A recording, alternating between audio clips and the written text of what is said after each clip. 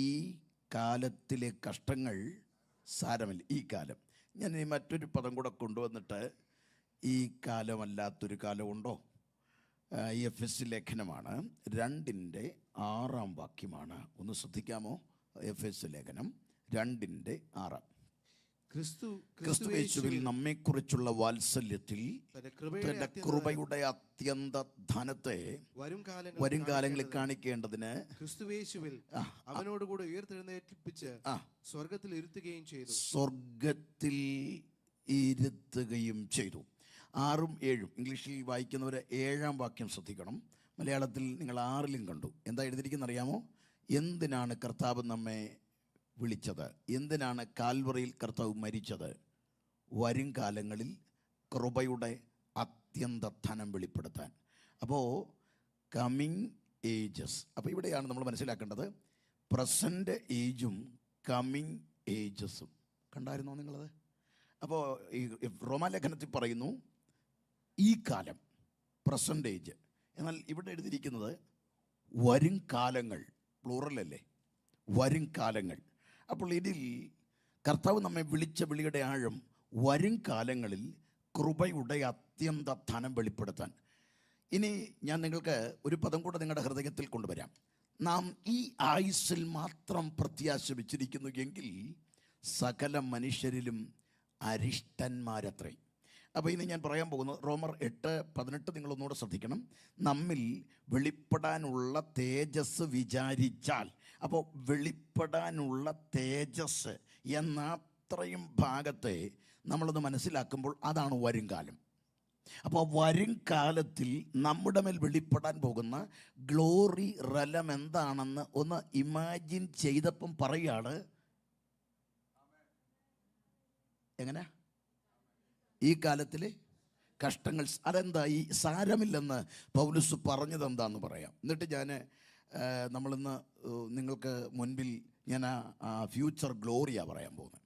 അപ്പോൾ നിങ്ങൾ മനസ്സിലാക്കേണ്ടത് ഈ സാരമില്ലെന്ന് പറഞ്ഞാൽ എന്താ? നമുക്ക് നമ്മുടെ പ്രാർത്ഥനാ വിഷയങ്ങളും നമ്മുടെ ഉള്ളുലയ്ക്കുന്ന പ്രതികൂലങ്ങളൊക്കെയാണ് ഈ കാലം. പക്ഷെ പൗലോസ് ഈ കാലത്തിലെ പ്രശ്നത്തെ പറയുന്നു സാരമില്ല. എന്താ സാരമില്ലെന്ന് എണ്ണിയത്? പൗലോസിൻ്റെ ജീവിതത്തിൻ്റെ കഷ്ടതകളുടെ ലിസ്റ്റ് 2 കൊരിന്ത്യർ ലേഖനമാണ് 11:26 മുതൽ 31 വരെയുള്ള വാക്യത്തിൽ പൗലോസ് കൊടുക്കുന്നൊരു വിവരണമുണ്ട്. നിങ്ങളൊന്ന് വായിക്കാൻ നിൽക്കണ്ട, നിങ്ങളൊന്ന് ഓർത്ത് വെച്ചാൽ മതി. പൗലോസ് അവിടെ പറയുന്നു കല്ലേറ്, കപ്പൽ ഛേദം, കടലിലാപത്ത്, വെള്ളത്തിലാപത്ത്, നദികളിലെ ആപത്ത്, പട്ടിണി, പൈതാഹം, ശീതം, ഉഷ്ണം, നഗ്നത, ആപത്ത്, കള്ള സഹോദരന്മാരാൽ ആപത്ത്, കപടഭക്തിക്കാരാൽ ആപത്ത്, നദികളിലെ ആപത്ത്, നഗ്നത, ആപത്ത്, വാള് എന്നീ അസാധാരണ സംഗതികൾ. അതായത് ഇതിനകത്ത് നമുക്കാകെ ഒരെണ്ണമേ ഉള്ളൂ, അത് ഉറക്കളപ്പാണ്. ബാക്കി ഒന്നും നമ്മുടെ ജീവിതത്തിലില്ല. ബാക്കിയൊക്കെ നമുക്കെന്ന് പറഞ്ഞാൽ കൊളുത്തിപ്പിടുത്തം, കോച്ചിപ്പിടുത്തം, പെരുപ്പ്, കാഴ്ചക്കുറവ്, ഈ പിന്നെ ചെറിയൊരു ഷിവറിങ്, ഇരുട്ട് കയറുക, ഇതൊക്കെ ഉള്ളൂ. പൗലുസിന് അസാധാരണ സംഗതി 5 വട്ടം കോലിനാൽ കർത്താവ് അനുഭവിച്ചാട്ടി ഈ പൗലുസ് 5 വട്ടം അനുഭവിച്ചു. ഈ സ്തേഫാനോസ് അനുഭവിച്ച കല്ലേറ് ജീവിതത്തിൽ പലവട്ടം അനുഭവിച്ചു. കടലിൽ ആപത്ത്, നദികളിൽ ആപത്ത്, ഇതെല്ലാം അനുഭവിച്ച മനുഷ്യൻ ഇത്രയും ലിസ്റ്റ് നിരത്തിയിട്ട് പറയാണ് എന്തോ അതൊന്നുറക്കെ പറഞ്ഞേ സാരമില്ലെന്ന്. ഈ സാരമില്ലെന്ന് പറഞ്ഞ് ഒരുവൻ ആ നിത്യതയിലെത്തിയെങ്കിൽ അവിടെ ഇരുന്ന് നമ്മൾ ആ നിത്യതയിൽ ഇത്ര വലിയ കരുത്തന്മാരിയ്ക്കുമ്പം ഇവിടെ കിടന്ന് നമ്മുടെ പ്രാർത്ഥനകളൊക്കെ മേലോട്ട് ചെല്ലുമ്പം ഇവിടെയാണ് നമ്മുടെ അകക്കണ്ണെന്ന് തുറക്കേണ്ടത്. പൗലോസ് എന്ന മനുഷ്യൻ കടലിലെ ആപത്ത് സാരമില്ലെന്നെണ്ണി, നദികളിലെ ആപത്ത് സാരമില്ലെന്നെണ്ണി, പട്ടിണി സാരമില്ലെന്നെണ്ണി, പൈതാഹം സാരമില്ലെന്നെണ്ണി, തൻ്റെ കല്ലേറ്, കപടഭക്തിക്കാരാലുള്ള ആപത്ത്, നദികളിലെ ആപത്ത്, പട്ടിണി, ഈ വക അസാധാരണ സംഗതികൾ സാരമില്ലെന്നെണ്ണിയതിൻ്റെ കാരണം നമ്മിൽ വെളിപ്പെടാനുള്ള തേജസ് വിചാരിച്ചാൽ.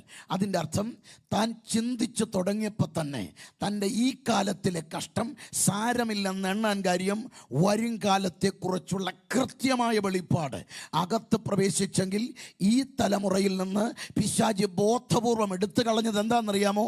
വരും കാലത്ത് നമ്മിൽ വെളിപ്പെടാനുള്ള ദൈവത്തിൻ്റെ മഹത്വത്തെ നമ്മുടെ അകത്തുനിന്ന് എടുത്തു കളഞ്ഞിട്ട് ഈ ലോകത്തിൽ മാത്രം പ്രത്യാശ വെച്ചിരിക്കുന്ന ഏറ്റവും അധമന്മാരാക്കി മാറ്റിയെങ്കിൽ ഇന്ന് ഈ ആരാധനയിൽ പങ്കെടുക്കുന്ന ആത്മീകൻ്റെ അകത്തേക്ക് കത്തിക്കാളേണ്ടത് നമ്മിൽ വെളിപ്പെടാനുള്ള ആ തേജസ്സാണ്.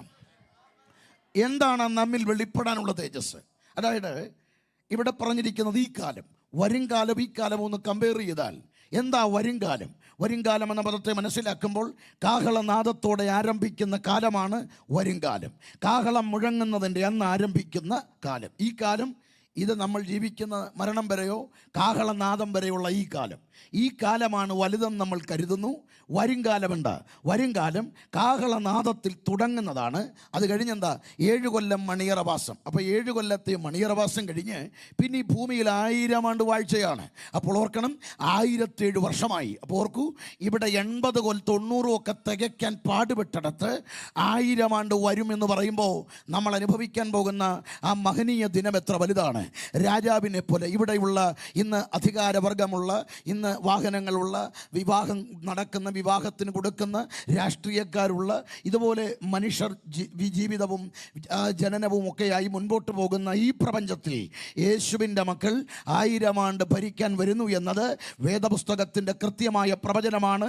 യെരൂശലേം കേന്ദ്രമാക്കി യേശു രാജാവായി ഭരിക്കുമ്പോൾ ഈ ഭൂമി മുഴുവനും അവൻ്റെ പ്രജകൾ 1000 ആണ്ട് വാഴുന്നു എന്നത് മറക്കരുത്. അപ്പോൾ ഓർക്കുക, കാഹളം മുഴങ്ങിക്കഴിഞ്ഞാൽ 7 കൊല്ലം മണിയറവാസം, 1000 ആണ്ട് ഈ ഭൂമിയിൽ, പിന്നീടാണ് നിത്യത. ഇപ്പോഴൊന്നും നിങ്ങൾക്ക് എന്തെങ്കിലും മനസ്സിലാകുന്നുണ്ടോ? ഇല്ല. നിങ്ങൾക്ക് മനസ്സിലാകുന്ന രീതിയിൽ ഞാനിതെല്ലാം കൂടെ പറയാൻ പറ്റില്ല.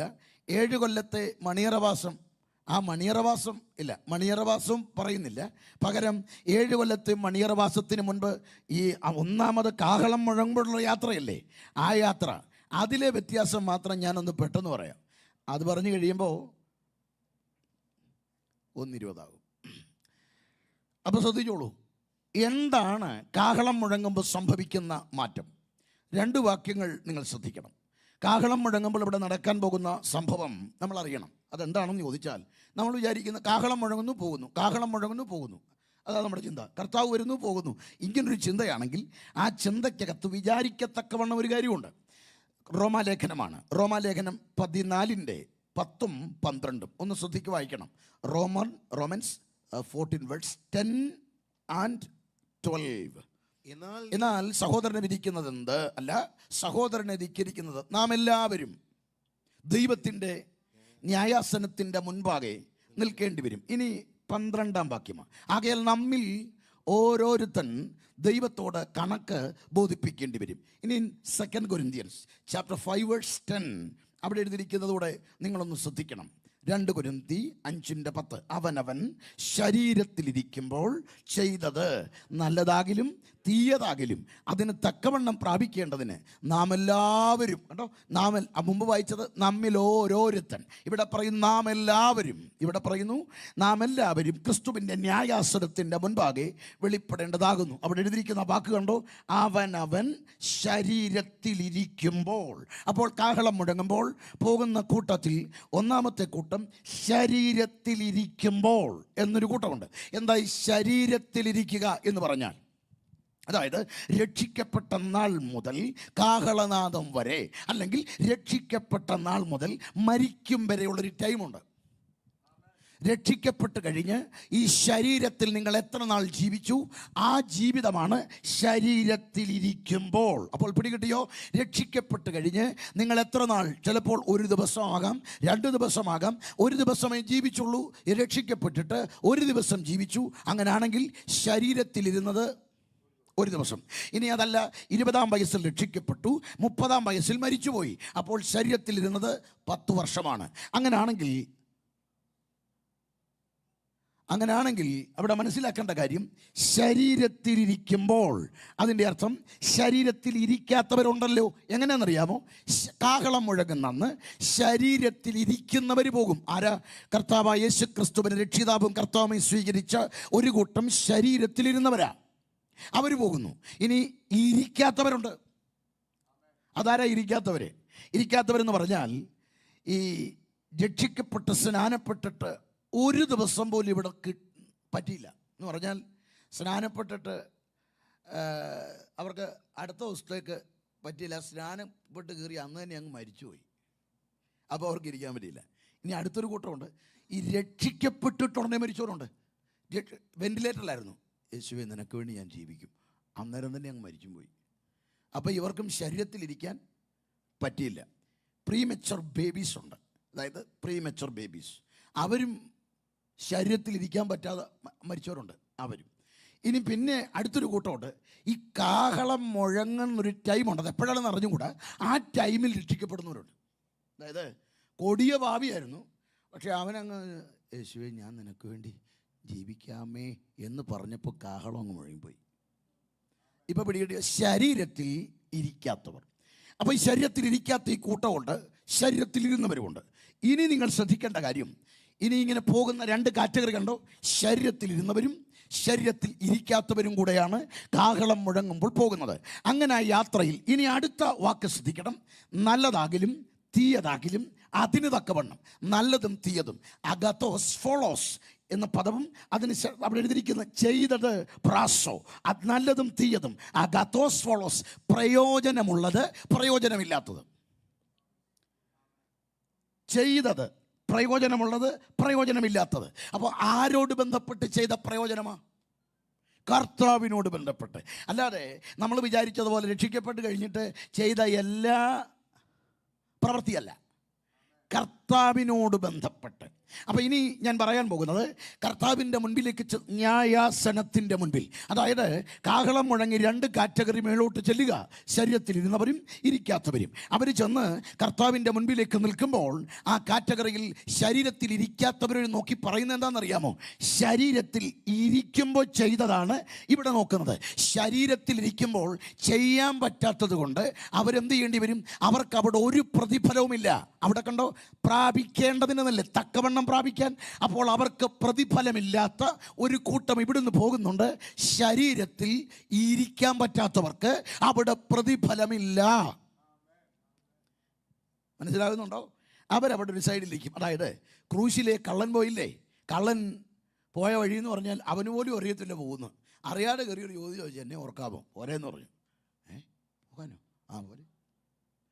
അതാണ് ഇങ്ങനൊരു കൂട്ടം അവിടെ വരും. അതായത് ഈ അമേരിക്കയും കാനഡയും ഒന്നും അറിയാതെ പണ്ട് അമേരിക്കയിലേക്ക് ഈ ഫ്ലൈറ്റിൻ്റെയൊക്കെ ടയർ റൂമിൽ കയറി അമേരിക്കയിൽ വന്നവരൊക്കെ ഉണ്ട്.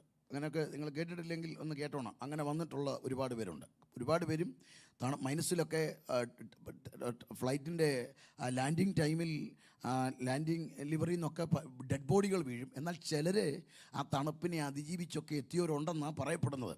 ഏതായാലുമായിട്ട് മിയാമിയിലൊക്കെ കപ്പലിറങ്ങിയവരും ഉണ്ടെന്നാണ് പറയുന്നത്. ഇവരൊന്നും പ്രോപ്പർ ചാനൽ വഴി വന്നതല്ല, പക്ഷേ എങ്ങനെയോ വന്നു. അവർക്ക് വന്നു കഴിഞ്ഞപ്പോൾ അവർ ആ വന്നത് തന്നെ അത്ഭുതമാണ്. ഏതാ, അവർ ഓവർ എക്സൈറ്റഡാണ്. കാര്യം ഒരു ഇതാണോ അമേരിക്ക, നമ്മളും വന്നു കേട്ടോ, പ്രതീക്ഷിച്ചതല്ല, അങ്ങ് വന്നുപോയി. ഇങ്ങനൊരു വന്നു കഴിഞ്ഞപ്പോഴാണ് പിടി കിട്ടിയത്. ഇപ്പം പിടി കിട്ടുന്നുണ്ടോ? വന്ന് കഴിഞ്ഞപ്പോഴാണ് അവർ ചിന്തിച്ചത്, ഇതിനോട് നന്നായിട്ടൊരു പ്ലാനിങ് ചെയ്യായിരുന്നു, ഇച്ചിരൂടെ നന്നായിട്ടൊന്ന് പഠിച്ചിട്ടൊക്കെ ഒന്ന് വരായിരുന്നു. അപ്പം ഇവിടെയാണ് നമ്മൾ അറിയേണ്ടത്, ശരീരത്തിലിരിക്കുമ്പോൾ ചെയ്തതിന് മാത്രമേ പ്രതിഫലമുള്ളൂ. അപ്പോൾ കർത്താവിൻ്റെ മുൻപിൽ അവിടെ വരുന്ന ഒരു കൂട്ടം ഒരു ഭാഗത്ത് നിൽപ്പുണ്ട്. അവർക്കൊരു പ്രതിഫലവുമില്ലാതെ ഒരു ഒഴിഞ്ഞ ഇടത്ത് അവരിങ്ങനെ കുറച്ച് പേരിരിക്കുക. ശരീരത്തിലിരുന്നവർ അവർ ഓവർ എക്സൈറ്റഡ് ആണ്. അവരിങ്ങനെ പറഞ്ഞു, അതുകൊണ്ടോ കിരീടമൊക്കെ ഇരിക്കുന്നത്, അതുകൊണ്ടോ ദൂതന്മാരെ കണ്ടോ, അത് കണ്ടോ, അയ്യോ അതാരാ സറാഫികൾ, അയ്യോ കർത്താവിനെ കണ്ടോ.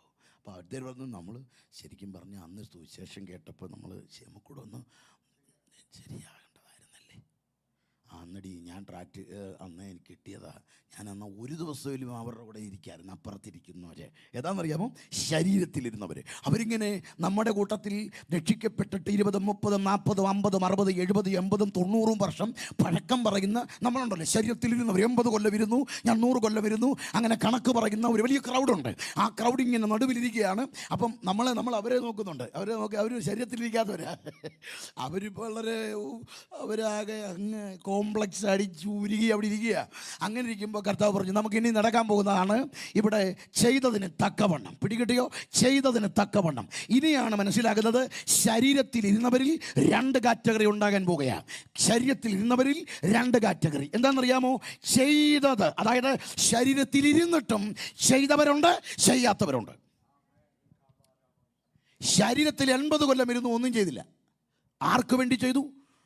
പ്രാസോ, ആ പദം അവിടെ വരുന്നത് കർത്താവിനോട് ബന്ധപ്പെട്ട. ശരീരത്തിൽ ഇരുന്നിട്ടും കർത്താവിനോട് ബന്ധപ്പെട്ട് ചെയ്യാതെ സ്വന്തം കാര്യത്തിന് ചെയ്തു. ഇവിടെയാണ് മനസ്സിലാക്കേണ്ടത്. കാനഡയിലെത്തി, അമേരിക്കയിലെത്തി, നോർത്ത് അമേരിക്കയിലെത്തി, വിദേശ രാജ്യങ്ങളിൽ, UK, വിവിധ ഇടങ്ങളിലൊക്കെ എത്തിയിട്ടും ചെയ്തത് ആർക്കു വേണ്ടി? സമയം തന്നു, ആരോഗ്യം തന്നു, പണം തന്നു, ജോലി തന്നു. ഇതാർക്ക് വേണ്ടി ചെലവിട്ടു? കർത്താവ് പറയും, അവിടെ ചോദിക്കുന്ന ചോദ്യം, നീ എനിക്ക് വേണ്ടി ചെയ്തോ? അവിടെ എങ്ങനെയാണെന്നറിയാമോ? നാം ബോധിപ്പിക്കേണ്ടി വരും എന്നാ പറയുന്നത്. ബോധിപ്പിക്കേണ്ടി വരും. ബോധിപ്പിക്കേണ്ടി വരുമെന്ന് പറയുമ്പോൾ എഴുന്നേറ്റ് ഒറ്റയ്ക്ക, ഗ്രൂപ്പായിട്ടല്ല. അലക്സ് പാസ്റ്ററെ വിളിക്കുന്നു, പാസ്റ്റർ വരാൻ. അപ്പം ഞങ്ങൾ എന്നും പറഞ്ഞ് ആൻറ്റി വരുമ്പം പറയും, നീ അവിടെ നീ അല്ല, ഒന്നാണെന്ന്. പക്ഷെ ഇവിടെ വരുമ്പോൾ എങ്ങനെയാണെന്ന് അറിയാമോ? നമ്മിൽ ഓരോരുത്തൻ പിടികിട്ടുന്നുണ്ടോ?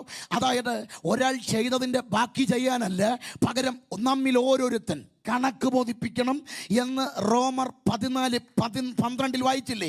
നമ്മിൽ ഓരോരുത്തൻ ഇൻഡിവിജ്വലായി. വലിയൊരു ക്രൗഡ്. ഓർക്കണം, കാനഡയിലെ വിശുദ്ധന്മാർ, ഈ അമേരിക്കയിലെ വിശുദ്ധന്മാർ, ഈ north America, south America, Asia, Europe, Africa, Antarctica, ഇനി എവിടെല്ലാം മനുഷ്യനുണ്ടോ സകല വിശുദ്ധന്മാരും അണിനിരക്കുന്ന ഒരു പ്രൗഢ ഗംഭീര വേദിയിലേക്ക് നാം ചെന്ന് നിൽക്കുമ്പോൾ പേര് വിളിച്ച് സ്റ്റേജിൽ നിർത്തിയിട്ട് പറയും. എന്ത് പറയണം? ചെയ്തത്. ആർക്ക് വേണ്ടി ചെയ്തത്? അവിടെ എന്നിട്ട് എന്തോ ചെയ്തു? ഞാൻ പ്രാർത്ഥനയ്ക്ക് പോയി. അത് നിന്റെ ലോഡ് കണക്കിന് പ്രാർത്ഥനാ വിഷയം കൊണ്ടല്ലേ? ഞാൻ സ്തോത്ര കഴിച്ചിട്ടു. അത് നീ 1 ഇട്ടാ 10 കിട്ടുമെന്നും പറഞ്ഞല്ലേ?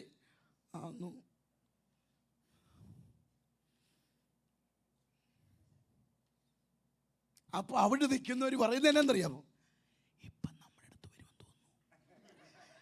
അയ്യോ, അവർ പറയുക, അയ്യോ ഇത് 20 കൊല്ലമായിട്ട് ഒന്നും ചെയ്യാതെ വന്നിരിക്കുന്നാണോണ്ടോ. ഇപ്പൊ അവർ തമ്പ് കാണിക്കും. ഇപ്പൊ പിടികിട്ടുന്നുണ്ടോ? ഇതാ മനസ്സിലാക്കേണ്ടത്. ആ മറുകരയിൽ ചെന്ന് തല കുനിഞ്ഞ് നിൽക്കാൻ ഗതികേടിൻ്റെ ഒരു ദിവസം മുൻപിലുണ്ടാകും. അത് തിരിച്ചറിഞ്ഞ് ഇന്ന് തീരുമാനമെടുക്കണം. ഇനിയുള്ള ദിനങ്ങൾ നീ ആർക്കു വേണ്ടി ചെയ്യണം? ഇനി അവിടെ അങ്ങോട്ട് ഈ ചെയ്തതിൻ്റെ കണക്ക് പറയണം. ഈ ചെയ്തത് പറഞ്ഞു കഴിയുമ്പോഴാണ് പ്രയോജനമുള്ളതും, അതാ ചെയ്തതിൽ വീണ്ടും വ്യത്യാസം കയറി വരിക. പ്രയോജനമുള്ളത്, പ്രയോജനമില്ലാത്തത്. ഇവിടെ നമ്മളൊക്കെ ചെയ്തു, ആർക്ക് പ്രയോജനമായിരുന്നു? നമ്മളങ്ങനെ നമ്മുടെ പ്രസംഗവും നമ്മുടെ ജീവിതവും നമുക്കായിരുന്നു പ്രയോജനം. ദൈവത്തിന് പ്രയോജനമായി എന്ന് പ്രാഗൽഭ്യത്തോടെ പറയാൻ കഴിയുന്ന ഒരാളുണ്ടോ ഇതിനകത്ത്? കൈവക്കണ്ട. ദൈവസന്നിധി പറഞ്ഞാൽ മതി. ദൈവസന്നിധി ഇത് എന്നോട് ചോദിക്കും, നിങ്ങൾ ചോദിക്കും വാർഷികത്തിന് 2021 ഏപ്രിൽ മാസം 25-ാം തീയതി എനിക്ക് കോവിഡ് പിടിച്ചു കേട്ടോ. കോവിഡ് പിടിപെട്ട് ഞാൻ പുതിയ പ്രവർത്തന സ്ഥലത്ത് ചെന്നപ്പോഴാണ് കോവിഡ് പിടിപെട്ട് മരണത്തോട് മുഖാമുഖം കണ്ട് ഞാൻ എൻ്റെ ഷുഗർ ലെവലൊക്കെ കൺട്രോളായി. വല്ലാത്ത അസ്വസ്ഥതയാണ്. ഞാൻ മരിക്കുമെന്ന് ഉറപ്പാണ്. ഞങ്ങളുടെ സമീപത്ത് എല്ലാവരും പോയവരൊക്കെ തിരിച്ചു വരുന്നില്ല, മരണത്തിലേക്ക് പോവുകയാണ്. അപ്പോൾ ഞാനും തീരുമാനിച്ചു എൻ്റെ മരണം ഉറപ്പാണ്. എൻ്റെ മക്കൾ അരികത്തുണ്ട്. ഞാൻ എന്നെ ഒരു വലിയ പ്ലേറ്റ് എടുത്ത് വെച്ചിട്ടുണ്ട്, ഒരു സ്പൂണും ഉണ്ട്. ബ്രീത്ത് കട്ടാകുമ്പോൾ ഞാനിതിൽ അടിക്കും. ഉടനെ ഓടി വന്ന് എന്നെ പിടിച്ചു നിർത്തി കപ്പ് ഹോൾഡ് ചെയ്യും. ഇതായിരുന്നു എൻ്റെ സാഹചര്യം. അങ്ങനെ ഞാൻ ഉറപ്പിച്ചു. എൻ്റെ ഭാര്യയോടും മക്കളോടും എല്ലാ രീതിയിലും മരണമൊഴിയൊക്കെ പറഞ്ഞ്, എൻ്റെ ഭാര്യ ഇത് കാണാൻ വയ്യാതെ ഒരു അടുത്ത മുറി കിടന്ന് നിലവിളിക്കുന്നു. മക്കൾ അലാറം വെച്ച് ഒരാൾ ഉണർന്നിരിക്കും. അപ്പൻ്റെ മരണം ഏത് നിമിഷവും ഉണ്ടാകും. എൻ്റെ അരികത്ത് ഒരുവനിരിക്കും. ഉറക്കം വരുമ്പോൾ അടുത്തവനെ എഴുതിൽപ്പിച്ചിട്ടിരുത്തി മറ്റവൻ ഉറങ്ങും. എനിക്ക് ഫാനിട്ട ശ്വാസം നിൽക്കും, കാറ്റടിച്ച ശ്വാസം നിൽക്കും, പുറത്തുനിന്ന് കാറ്റ് വന്ന ശ്വാസം നിൽക്കും. അങ്ങനെ ഞാൻ മരിക്കുമെന്ന് ഉറപ്പിച്ചിരിക്കുമ്പോൾ എൻ്റെ അകത്തേക്ക് മരണഭയം എന്താണെന്ന് വന്നു. നിത്യതയുടെ വെളിപ്പാടൊക്കെ ഉണ്ടെന്നേ. മരണഭയം കയറി വന്നു. എന്താ മരണഭയം എന്നറിയാമോ? എനിക്ക് വന്ന മരണഭയം, ഞാൻ മരിച്ചു, എൻ്റെ ഡെഡ് ബോഡി മോർച്ചറി വെച്ചിട്ട് എന്നെ കൊണ്ട് മോർച്ചറിയുടെ അകത്തേക്ക് വെച്ചു. കൈയും കാലും ഒക്കെ കെട്ടി മോർച്ചറിയുടെ തണുത്ത ബോക്സിനകത്ത് വെച്ചിരിക്കും. ജീവൻ തിരിച്ചു വരുന്നു. വായിപ്പഞ്ഞി, മൂക്കിപ്പഞ്ഞി, ചെവിപ്പഞ്ഞി, കൈകാലുകൾ കെട്ടി. പക്ഷെ ജീവൻ വന്നിട്ട് എനിക്ക് പ്രതികരിക്കാൻ പറ്റാതെ തണുത്ത് മരിക്കുന്ന ഒരു ഭീകരത എന്നെ വേട്ടയാടി. എനിക്ക് ഉറങ്ങാൻ പറ്റുന്നില്ല. അടുത്തതെന്ന് പറഞ്ഞാൽ ഞാൻ കോവിഡ് വന്ന് മരിക്കുന്നു. എന്നെ സിപ്പ് ലോക്കറിലേക്ക് വെച്ച് എന്നെ ക്ലോസ് ചെയ്യുന്നു, എന്നെ പൊതിഞ്ഞ് മൂടിയിരിക്കുകയാണ്. എന്നെ കത്തിക്കാൻ കൊണ്ടുപോകുമ്പോൾ ജീവൻ വരുന്നു. അതിനകത്ത് കിടന്ന് ഞാൻ പിടയ്ക്കുന്നത് സ്വപ്നം കാണുക. എന്നെ ഉറക്കത്തിൽ നിന്ന് എന്നെ കണ്ണടയ്ക്കുമ്പോൾ എന്നെ ഭയപ്പെടുത്തുന്ന മരണഭയം. ഞാൻ കരയാൻ തുടങ്ങി. ഇന്ന് മരണഭയം മാറാൻ വേണ്ടി ഞാൻ പ്രസംഗം കേൾക്കാൻ തുടങ്ങി. പാസ്റ്ററേ, പ്രസംഗം കേൾക്കാൻ വേണ്ടി പ്രസംഗം ഇങ്ങനെ കേട്ട് വരുമ്പോൾ വഴി തുറക്കും. എനിക്കത് വേണ്ട. എനിക്ക് മരണഭയമാണ് മാറേണ്ടത്. വഴി തുറക്കുന്നതാണോ? ഞാനത് സ്ക്രോൾ ചെയ്ത് വിട്ടപ്പം അടുത്ത പ്രസംഗം ഉറവ തുറക്കും. എനിക്കതും വേണ്ട. അടുത്തത് മഞ്ഞ് വീഴുന്നിടത്ത് പോകും. എനിക്ക് വേണ്ട. അടുത്തത് നീ മരിക്കുകയില്ല, മരിക്കാൻ കിടക്കുന്നവനോട് മരിക്കുകയില്ലെന്ന്. അടുത്തത് സാമ്പത്തിക വഴി, എനിക്കതും വേണ്ടെന്നേ. അടുത്തത് നിന്നെ ഉന്നതി വാഹനമേറ്റും, എനിക്കും വേണ്ടെന്നേ. ഇതായത് ഞാൻ കേൾക്കുന്ന പ്രസംഗം മുഴുവനും ഇവിടെ എന്തോ കിട്ടുമെന്ന് എന്നെ അങ്ങ് പറയുക. പക്ഷെ മരണത്തിൻ്റെ മുമ്പിൽ വന്ന് വിറയ്ക്കുമ്പോൾ ഉണ്ടല്ലോ, നമുക്ക് അപ്പോഴാണ് പിടികിട്ടുന്നത് ഇതെല്ലാം പൊള്ളയാണെന്ന്. ഞാൻ അവിടെ കിടന്ന് പുകയുക. പിന്നെ ഞാൻ ഈ പ്രസംഗം വിട്ടിട്ട് ഞാനിങ്ങനെ തപ്പി നടക്കുക, ഈ മരണഭയം മാറ്റാൻ പ്രസംഗം. അന്നേരം എൻ്റെ ദൈവം എന്നോടൊരു ചോദ്യം ചോദിച്ചത് എന്താണെന്നറിയാമോ? ഇതുവരെ നീ ചെയ്ത പ്രസംഗം എന്താണെന്ന് നിനക്ക് മനസ്സിലായോന്ന്. അപ്പോഴേ ഈ ചോദ്യം എൻ്റെ അകത്തോട്ട് കയറി വന്നേ. ഇതുവരെ നിൻ്റെ ശുശ്രൂഷ ആർക്കാർക്കുന്നു പ്രയോജനം? ആ എൻകൗണ്ടറില്ല എനിക്കൊരു മാനസാന്തരം ഉണ്ടാകുമായിരുന്നു. എന്താണെന്നറിയാമോ? ആ ചോദ്യം എന്നെ വിറപ്പിച്ചു. കാരണം അതുവരെ ഞാൻ ചെയ്ത പ്രസംഗത്തിൻ്റെ കണ്ടന്റ് എന്താണെന്ന് ചോദിച്ചാൽ ഇവിടെ കിട്ടുമെന്നാ. ഇവിടെ കിട്ടും, മരിക്കുകയില്ല, വീട് കിട്ടും, ജോലി കിട്ടും, കാറ് കിട്ടും, വിദേശത്ത് പോകും, തലമുറ നന്മയുണ്ടാകും, ആരോഗ്യം ഉണ്ടാകും, സൗഖ്യമുണ്ടാകും. പക്ഷേ ഇതെല്ലാം എനിക്ക് കിട്ടത്തില്ലെന്ന് മനസ്സിലായത് മരണത്തിൻ്റെ മുമ്പിൽ ഞാൻ വന്ന് നിന്നപ്പോഴാണ്. എൻ്റെ ദൈവം ചോദിക്കുക, ഇതുവരെ ചെയ്ത ശുശ്രൂഷ എന്താണെന്ന് മനസ്സിലാകും. ഞാൻ കരയാൻ തുടങ്ങി. എനിക്ക് പിടികിട്ടി എൻ്റെ ശുശ്രൂഷ കൊണ്ട് എനിക്കായിരുന്നു പ്രയോജനം. എനിക്ക് പണം കിട്ടി, എനിക്ക് വീട് കിട്ടി, എനിക്ക് കിട്ടാവുന്നൊക്കെ കിട്ടി. അതായിരുന്നു എനിക്ക് കിട്ടി എന്ന് പറയുന്നത്. ഈ ദൈവത്തിൻ്റെ പ്രയോജനമല്ലായിരുന്നേ. ഞാനങ്ങ് അനുദപിക്കാൻ തുടങ്ങി കേട്ടോ. ഞാൻ അലറി, മാനസാന്തരപ്പെട്ട് കൂകി നിലവിളിച്ചു, ദൈവത്തോട് കരഞ്ഞു. ഇനിയൊരു അവസരമില്ല. എൻ്റെ ഉള്ളിൽ എന്നെ ഭയപ്പെടുത്തിയത് ഇതാണ്: ഞാൻ മരിച്ച് കോടാകോടി വിശുദ്ധരെ അണിനിരക്കുന്ന ആ വേദി ചെന്ന് നിൽക്കുമ്പോൾ എന്നെപ്പോലെ നിരവധി ഭക്തന്മാർ ഓടി അണഞ്ഞ തീരത്ത് ചെയ്തത് നല്ലതും തീയതുമെന്ന് ആ ദിവസം വെളിപ്പെടുത്തുമ്പോൾ എനിക്ക് പ്രയോജനമുള്ള ദാസനെ, നല്ലവനും വിശ്വസ്തനുമായ ദാസനെ എന്നുള്ള വിളി എനിക്ക് കേൾക്കാൻ പറ്റുമോ എന്ന നൊമ്പരത്തോടെ ഞാൻ അലറിക്കരഞ്ഞിട്ട് പറഞ്ഞു, എന്നോട് ക്ഷമിക്കണേ.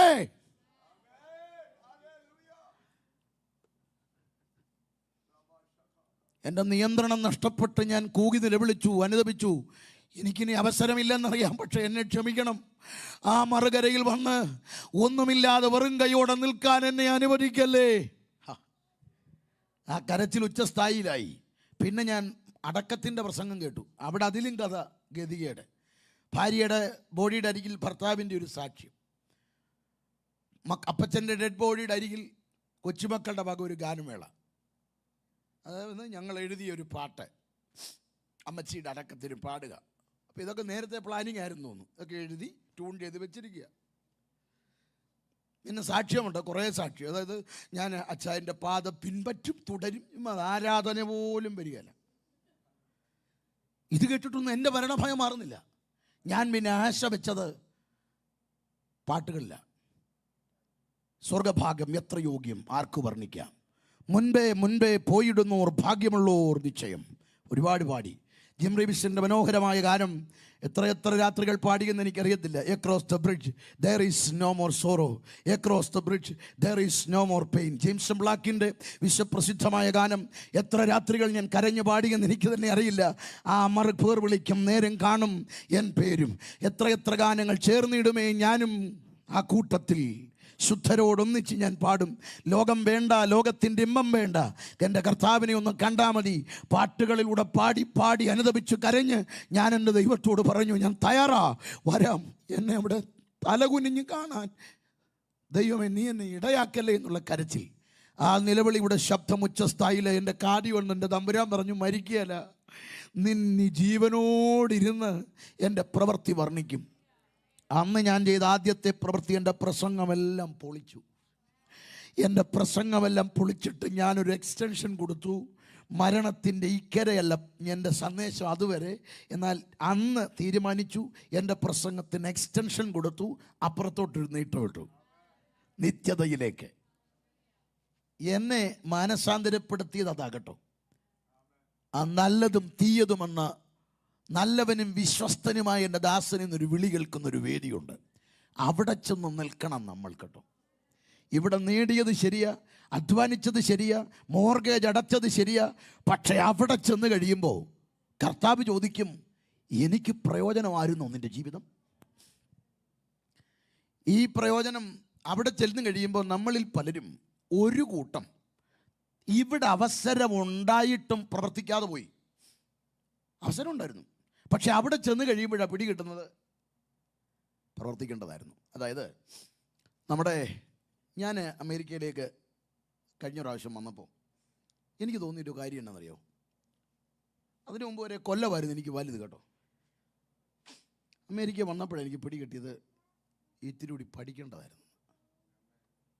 നിങ്ങൾക്കൊക്കെ അങ്ങനെ വന്നിട്ടുണ്ടെന്ന് എനിക്കറിയാം. കാനഡയിൽ വന്നപ്പോഴാണ് നിങ്ങൾക്ക് പിടി കിട്ടിയത്, പക്ഷേ കോഴ്സ് ഇത് വേണ്ടായിരുന്നു കേട്ടോ, അല്ലേ?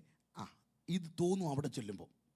അവിടെ ചെന്ന് കഴിയുമ്പോഴേ നമുക്ക് തോന്നുള്ളൂ അവിടെ പ്രയോജനം അപ്രയോജനം എന്ന നിലയിലാണ് പ്രതിഫലങ്ങൾ. പ്രാപിക്കുക എന്ന പദം വരുമ്പോൾ അവിടെ നമ്മൾ പ്രാപിക്കാൻ നിൽക്കുന്നത് എങ്ങനെയാണെന്നറിയാമോ? ഇവിടെ ചെയ്തതിന് തക്കവണ്ണമാണ്, അതിന് തക്കവണ്ണം. അപ്പോൾ അവിടെ ചെയ്താൽ പ്രതിഫലമാണ്. ഇവിടെ ചെയ്യണം അതിനവിടെ. അതായത് അങ്ങനെ പണമുണ്ടായിരുന്നു, അവസരമുണ്ടായിരുന്നു, ചെയ്യാൻ പറ്റാത്തൊരു കൂട്ടമുണ്ട്. ഇവർ ലജ്ജിച്ച് നിൽക്കുക. ഇവിടെ തല കുനിഞ്ഞ്, അവസരം കിട്ടിയിട്ടും ചെയ്യാതെ തല കുനിഞ്ഞിറങ്ങുന്ന ഒരു കൂട്ടമുണ്ട്. അവരെക്കാൾ ഗതി കെട്ടതാ. ഇനി മൂന്നാം കൂട്ടം എന്താണെന്നറിയാം? അവിടെ എത്തിയ, ഇവിടെ ജീവിച്ചു. എങ്ങനെയാണെന്നറിയാമോ? നിത്യത കണ്ട് ജീവിച്ചു. ഞാൻ പറഞ്ഞ വാക്ക് ശ്രദ്ധിക്കണം. ഇവിടെ അവർ പ്രവർത്തിച്ചു, നിത്യത കണ്ടിവിടെ പ്രവർത്തിച്ചു. അവരിവിടെ ദൈവത്തെ സ്തുതിച്ചു, നിത്യത കണ്ടിവിടെ ദൈവത്തെ സേവിച്ചു. അവർക്ക് പണം കിട്ടി, ജോലി കിട്ടി, ഒക്കെ കിട്ടി. പക്ഷേ അവരതിൻ്റെ നടുവിൽ ജീവിച്ചത് നിത്യത കണ്ടിട്ടാ. അവർ തിന്നാലും കുടിച്ചാലും ദൈവനാമ മഹത്വത്തിൽ കർത്താവിന് വേണ്ടി ചെലവിട്ടു, കർത്താവിനെ പ്രതി ആരാധിച്ചു, കർത്താവിൻ്റെ നാമ മഹത്വത്തിന് വേണ്ടി ഓടി, കർത്താവിൻ്റെ നാമ മഹത്വത്തിന് വേണ്ടി പ്രവർത്തിച്ചു, കർത്താവിനെ പ്രസാദിപ്പിക്കാൻ വേണ്ടി. പൗലോസ് പറയുന്നു, എൻ്റെ ഓട്ടം, എൻ്റെ അധ്വാനം കർത്താവിനെ പ്രസാദിപ്പിക്കാൻ.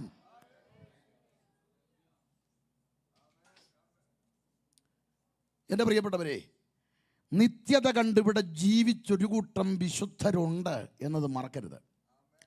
നിത്യത കണ്ട് ജീവിച്ച ഒരു കൂട്ടം വിശുദ്ധന്മാരുണ്ട്. അതാ പൗലോസിൻ്റെ കൂട്ടം.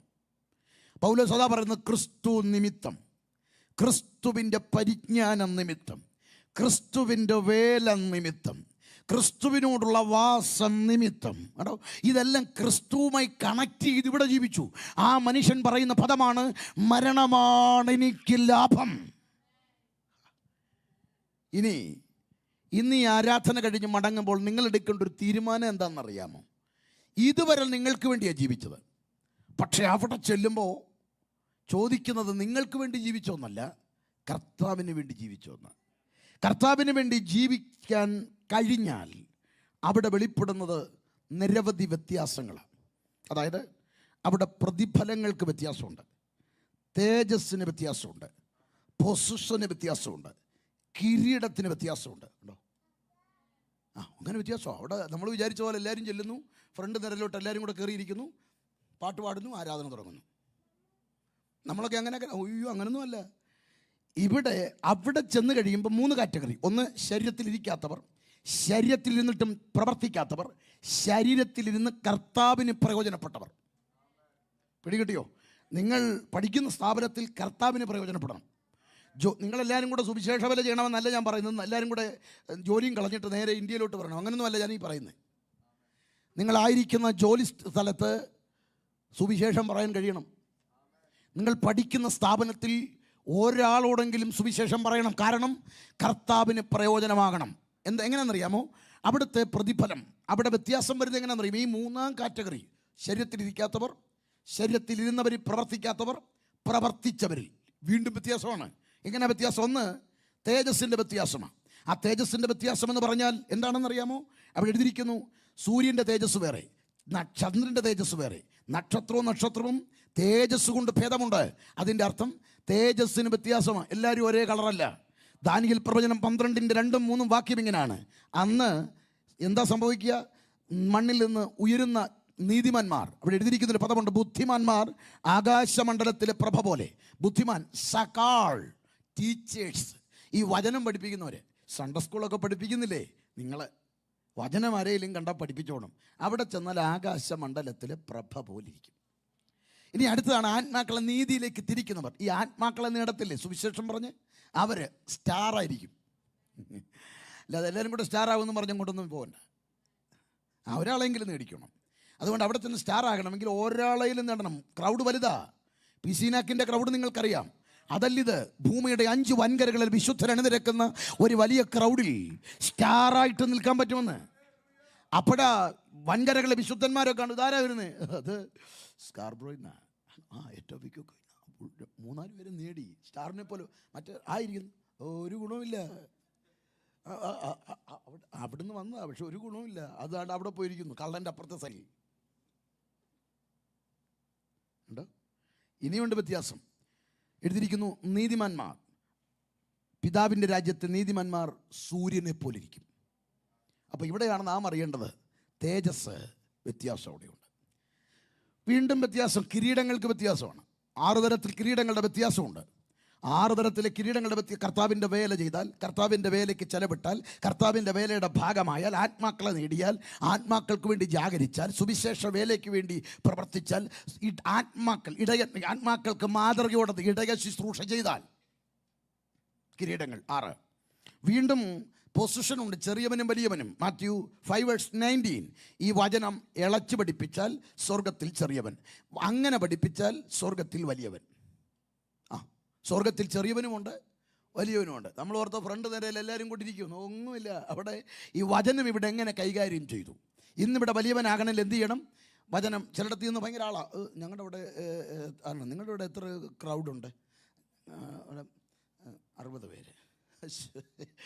ഞങ്ങൾക്ക് 60,000. 60,000. അത് നമ്മളെ പുച്ഛത്തോടാണ് നോക്കുന്നത്. അവിടെ ഇത് 60 പേര്. അപ്പോൾ നമ്മളിങ്ങനെ നമ്മളും പലരെ കാണുന്നുണ്ട്. അയ്യോ മറ്റേ ബ്രദറിൻ്റെ ഇവിടെ ക്രൗഡാന്നേ. ക്രൗഡ് ഈ ബ്രദർ ഈ ക്രൗഡിനെ കൂട്ടിയതെങ്ങനെ?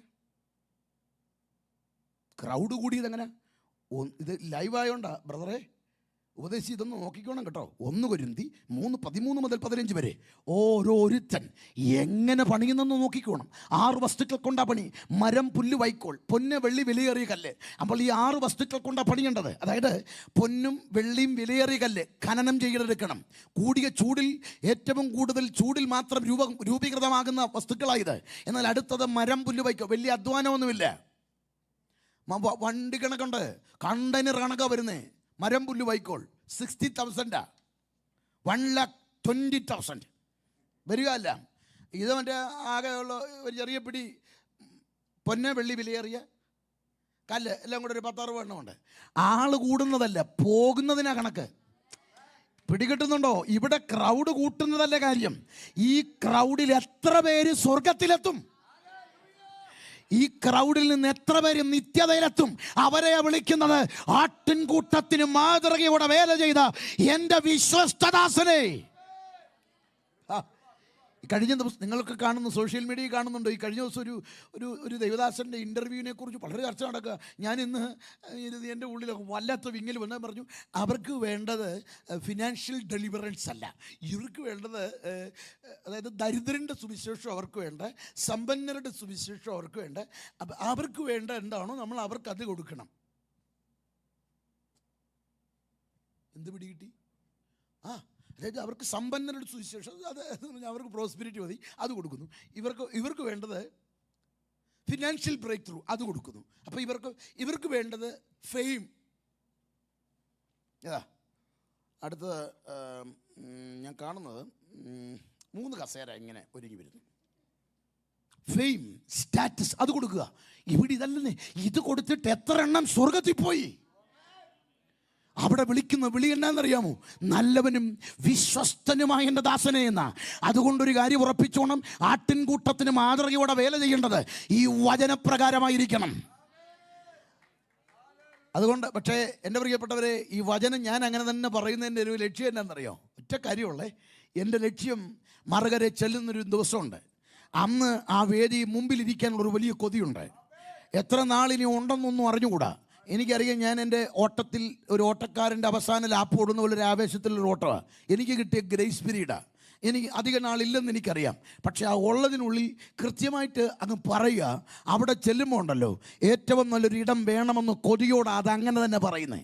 അങ്ങനെ തന്നെ പറഞ്ഞാൽ ലെക്സ് പാസ്റ്റർ ആൾ കുറയും, അങ്ങനെ തന്നെ പറഞ്ഞാൽ മുഖം കറുക്കും, അങ്ങനെ തന്നെ പറഞ്ഞാൽ ആൾ വിട്ടുപോകും, അങ്ങനെ തന്നെ പറഞ്ഞാൽ അവർ പറയും വളരെ പ്രയാസമാണ്, ഇദ്ദേഹത്തിൻ്റെ ഉപദേശം കടുകട്ടിയ, ഇദ്ദേഹത്തിൻ്റെ ആശയം കടുകട്ടിയ. പക്ഷേ ഇതെല്ലാം തന്നൊരു യജമാനനുണ്ടല്ലോ, ആ യജമാനൻ്റെ മുൻപിൽ നമ്മൾ ചെന്ന് നിൽക്കും. അന്ന് ആ യജമാനൻ നമുക്ക് മാർഗിടുന്ന ഒരു ദിവസമുണ്ട്. അതുകൊണ്ട് എൻ്റെ കർത്താവിൻ്റെ വേലക്കാരെ, മുഖം നോക്കി ദൂത് മാറ്റല്ലേ, വ്യക്തിയെ നോക്കി ദൂത് മാറ്റരുത്, ആദായം കിട്ടുമോ ഇല്ലയോ എന്ന് നോക്കി പ്രസംഗം മാറ്റരുത്. നിന്റെ ഈ ലോക ജീവിതത്തിന് വേണ്ടി വചനം വളച്ചൊടിക്കല്ലേ, ഇവിടുത്തെ സുഖങ്ങൾക്ക് വേണ്ടി വചനത്തിൻ്റെ പ്രോസ്പെരിറ്റി എന്ന നിലയിൽ നീ ഉയർത്തരുത്. നിത്യതയിൽ ആളെ കൊണ്ടുപോകാൻ ദൈവത്തെ നോക്കി ദൈവത്തിൻ്റെ പക്ഷത്ത് നിന്ന് വചനം പ്രസംഗിക്കേ. ആൾ കൂടിയില്ലേലും ആൾക്കൂട്ടം കൂടിയില്ലേലും ഒറ്റപ്പെടുത്തൽ വന്നാലും ആരെല്ലാം മാറ്റി നിർത്തിയാലും സ്ഥലം മാറ്റിയാലും ഗ്രൂപ്പ് ഉണ്ടായാലും കൂട്ടു നിൽക്കാൻ ആരുമില്ലെങ്കിലും സ്വർഗം നിന്നെ ചേർത്ത് പിടിക്കുന്ന ഒരു ദിവസമുണ്ട്. അതെ, അവിടെ വ്യത്യാസമുണ്ട്. വെളിപ്പാട് പുസ്തകം 11, 18, 19, 4, 5 വാക്യം ഇങ്ങനെയാണ്: യഹോവ ഭക്തന്മാരായ ചെറിയവരും വലിയവരുമായുള്ളവരെ യഹോവയെ വാഴ്ത്തുവീൻ. യഹോവ ഭക്തന്മാരായ ചെറിയവരും വലിയവർക്കും പ്രതിഫലം കൊടുക്കാനുള്ള നാഴിക വന്നു. ഭക്തന്മാരിൽ അവിടെ ചെറിയവരുണ്ട്, വലിയവരുണ്ട്. എത്ര വ്യത്യാസം! 9 തരത്തിൽ പ്രതിഫലങ്ങൾക്ക് വ്യത്യാസമുണ്ട്.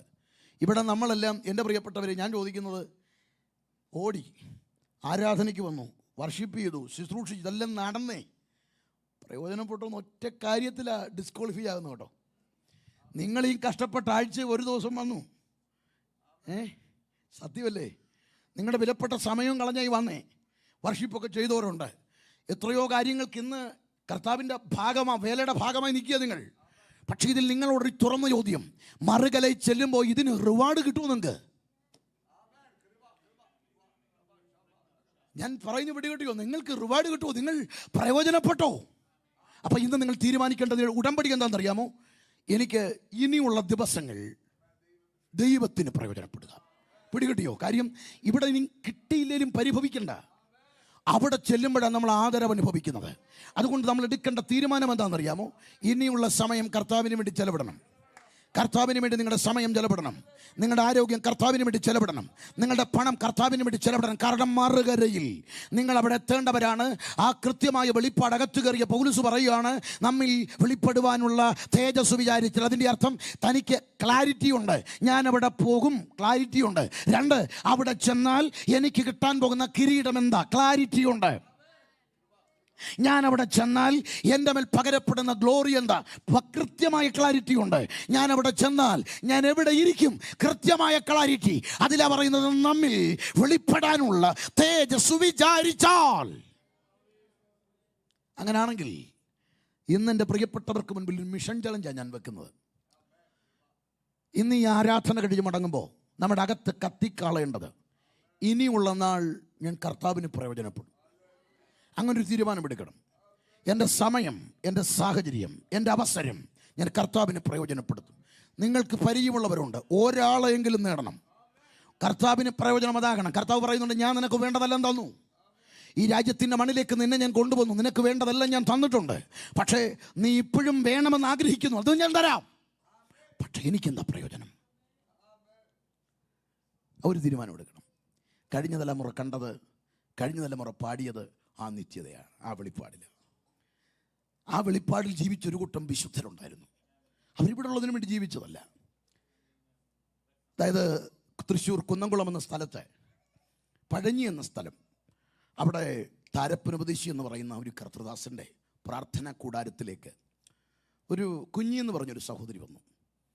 ഹൈന്ദവ മാർഗത്തിൽ നിന്ന് ആദ്യ പ്രാർത്ഥനയ്ക്ക് എന്നപ്പോൾ തന്നെ ആ സഹോദരിയെ പ്രാർത്ഥന കഴിഞ്ഞ് വീട്ടിൽ ചെല്ലുമ്പം മാതാപിതാക്കളും സഹോദരങ്ങളും ഉപദ്രവിച്ചു.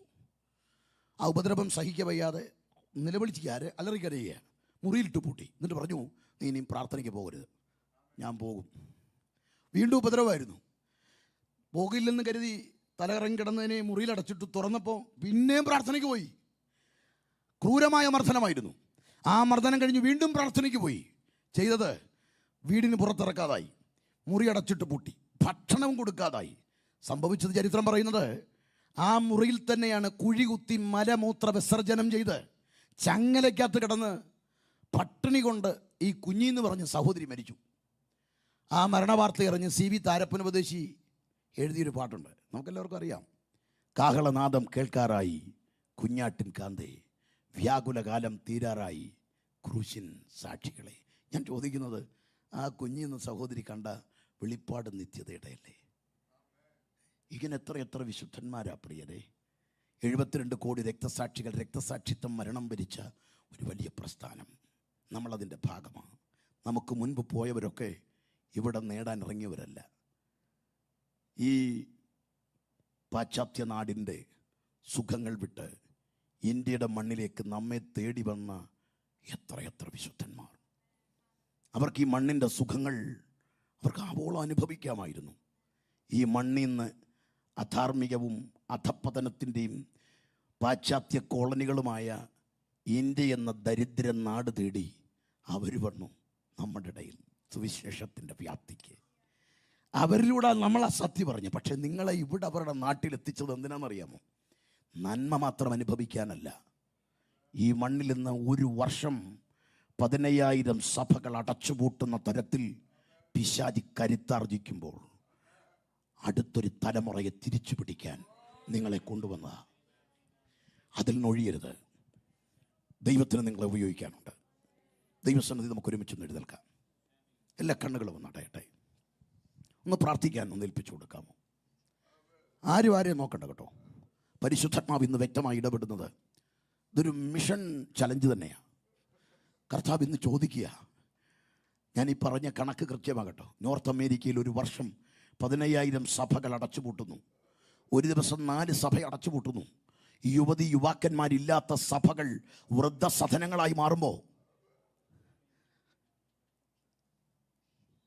എന്തിനാ നമ്മളിവിടെ കൊണ്ടുവന്നതെന്നറിയാമോ? ജോലിയും കിട്ടി പണവും സ്വരുക്കൂട്ടി പോകാനല്ല. മറ്റൊരു ഉത്തരവാദിത്വം ദൈവത്തിന് നിന്നെ ഏൽപ്പിക്കാനുണ്ട്. കഴിഞ്ഞ കാലത്ത് നിത്യതയുടെ വിത്ത് അകത്ത് പ്രാപിച്ച ഒരു കൂട്ടം തലമുറകൾ പാപത്തിലേക്ക് പോകുമ്പോൾ അവരെ തിരിച്ചു പിടിക്കാനുള്ളൊരു മഹാനിയോഗം. എല്ലാ കണ്ണുകളും അടയ്ക്കുക. മറുകരയിൽ നല്ലവനും വിശ്വസ്തനുമായ എൻ്റെ ദാസൻ എന്നുള്ള വിളി കേൾക്കും. നല്ലവളും വിശ്വസ്തയുമായ എൻ്റെ ദാസി, പ്രയോജനകരമായ പ്രവൃത്തി ചെയ്തവരെ, ആ വിളി കേൾക്കുമ്പോൾ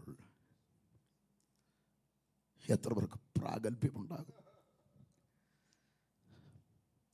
പരിശുദ്ധാത്മാവ് എന്ന് ചോദിക്കുന്നത്, എനിക്ക് വേണ്ടി പോകാൻ നീ തയ്യാറാണോ?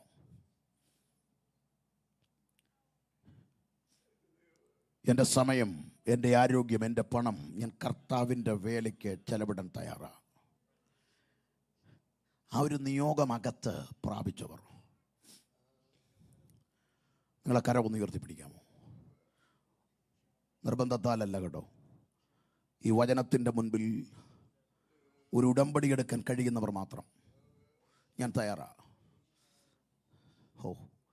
ഒരുപക്ഷെ കഴിവില്ലായിരിക്കും. കർത്താവ് പറഞ്ഞ കഴിവുണ്ടോയെന്നല്ല, മനസ്സുണ്ടോയെന്ന്. എനിക്ക് ആരോഗ്യമില്ല, അതല്ല ഇവിടെ വിഷയം. മനസ്സുണ്ടോ? എനിക്കതിനുള്ള പണമില്ല, അതല്ല. മനസ്സുണ്ടോ? എനിക്കതിനുള്ള അറിവില്ല, അതല്ലെന്ന്. നിനക്ക് മനസ്സുണ്ടോ? മനസ്സുണ്ടോ?